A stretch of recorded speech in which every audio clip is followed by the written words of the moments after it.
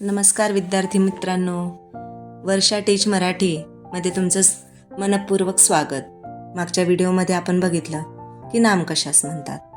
नाम म्हणजे काय, तर एखाद्या वस्तूचं, व्यक्तीचं, एखाद्या पदार्थाचं जे ठेवलेलं नाव असतं त्याला नाम असे म्हणतात. हे आपण शिकलेलो आहोत. परंतु नामाचे काही प्रकार पडतात. मग ते तुम्हाला माहीत आहेत का? नाही ना. मग आज आपण तेच जे मुख्य प्रकार आहेत तेच आज आपण शिकणार आहोत. तर नामाचे कोणते प्रकार आहेत? तर पहिला प्रकार आहे सामान्य नाम, दुसरा आहे विशेष नाम आणि तिसरा आहे भाववाचक नाम. चला तर मग विद्यार्थी मित्रांनो, आता आपण काय करू, एक एक प्रकाराची आपण सविस्तर माहिती करून घेऊया. विद्यार्थी मित्रांनो, पहिला प्रकार आहे तो म्हणजे सामान्य नाम. सामान्य नाम म्हणजे काय, तर कॉमन नाउन. कॉमन म्हणजे एक सामान्य जे ठरलेलं असतं नाव.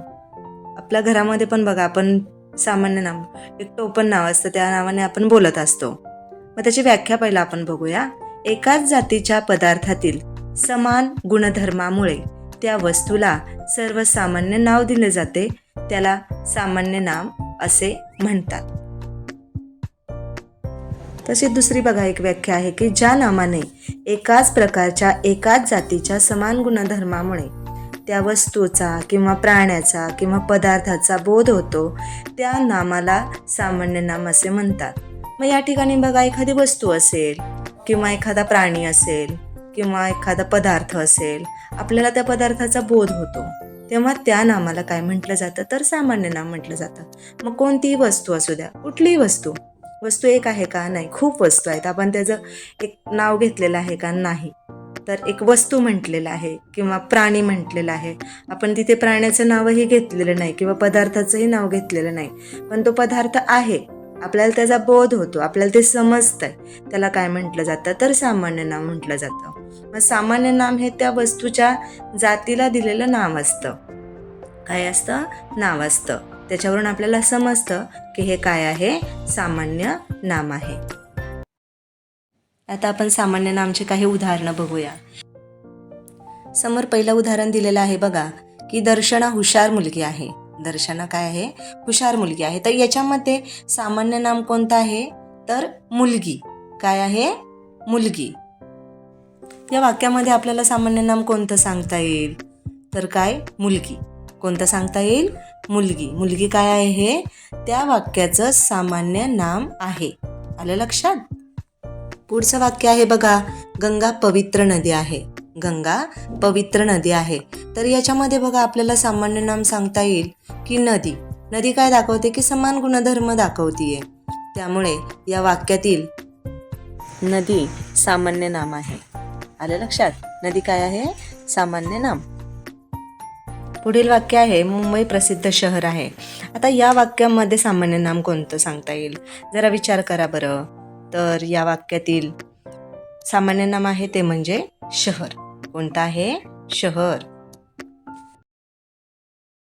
विद्यार्थी मित्रांनो, आपण जे वरील उदाहरणं बघितले त्यामध्ये तुम्हाला समजलं असेल की सामान्य नाम कशाला म्हणतात. तर पहिलं उदाहरण जे आहे, तर दर्शना हुशार मुलगी आहे. त्या वाक्यामध्ये मुलगी हा शब्द त्या जातीच्या कोणत्याही मुलीला लागू पडतो. म्हणजे आपण कोणत्याही मुलीचं तिथं नाव घेऊ शकतो.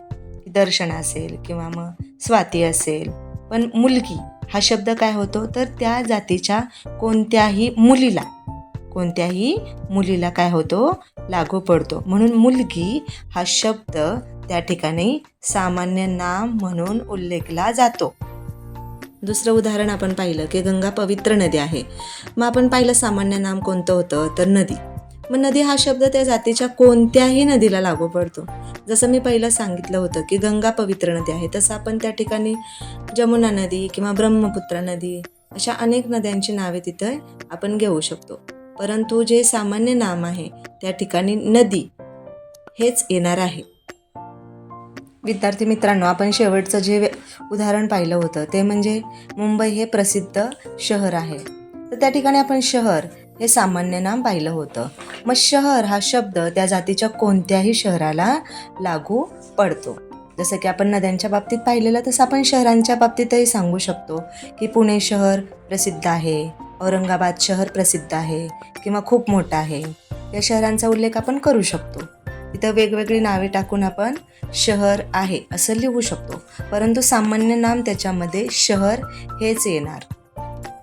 अशा प्रकारे मुलगी, नदी, शहर ही नावे अशी आहेत की ती त्या त्या जातीतील सर्व वस्तूंना त्यांच्यातील सारखेपणामुळे किंवा समान गुणधर्मामुळे लागू पडतात.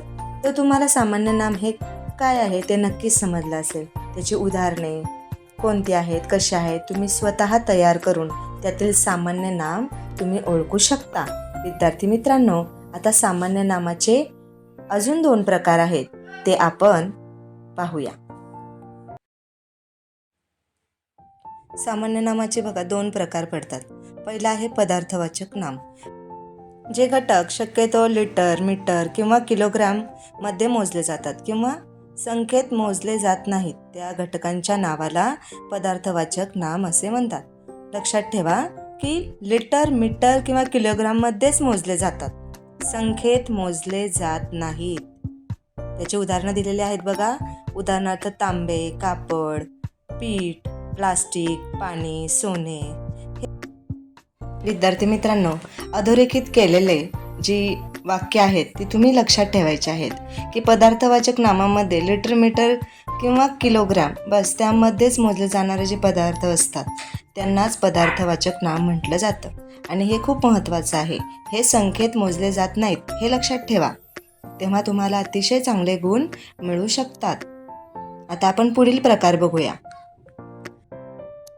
विद्यार्थी मित्रांनो, आपण पहिला प्रकार जो पाहिला सामान्य नामाचा तो कोणता होता? पदार्थवाचक नाम. आता दुसरा आहे तो म्हणजे समूहवाचक नाम. विद्यार्थी मित्रांनो, याची व्याख्या आपल्याला सांगता येईल की समान गुणधर्म असणाऱ्या अनेक घटकांच्या एकत्रित समूहाला दिलेल्या नावाला समूहवाचक नाम असे म्हणतात. आली लक्षात व्याख्या तुमच्या? एकत्रित समूहाला, समूह म्हणजे काय तर ग्रुप, समूह म्हणजे काय तर ग्रुप. माहिती बघा, उदाहरण दिलेले आहेत. उदाहरणार्थ काय दिले तर मोळी, जुडी, ढिगारा, गंज.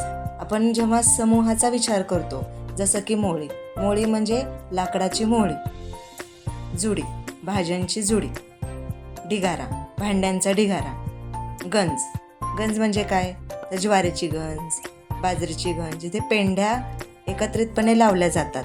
तर इथे काय होतं तर समूह. त्यामुळे हे जे शब्द आहेत हे उदाहरणादाखल आपल्याला घेता येतात. विद्यार्थी मित्रांनो, आज आपण सामान्य नाम आणि सामान्य नामाचे प्रकार पाहिले. समजलं तुम्हाला? सामान्य नामाचे 2 प्रकार आहेत, पदार्थवाचक नाम आणि समूहवाचक नाम. त्याची आपण उदाहरणं पाहिली, त्याची आपण काही व्याख्या पाहिल्या. त्या व्याख्यांमधून तुम्हाला समजलंच असेल की सामान्य नाम, त्यानंतर समूहवाचक नाम, त्यानंतर पदार्थवाचक नाम कशाला म्हणायचं ते. आता कोणताही प्रश्न आला, कशाही पद्धतीने तो विचारला, तरी तुम्हाला त्याचं उत्तर लिहिता आलंच पाहिजे.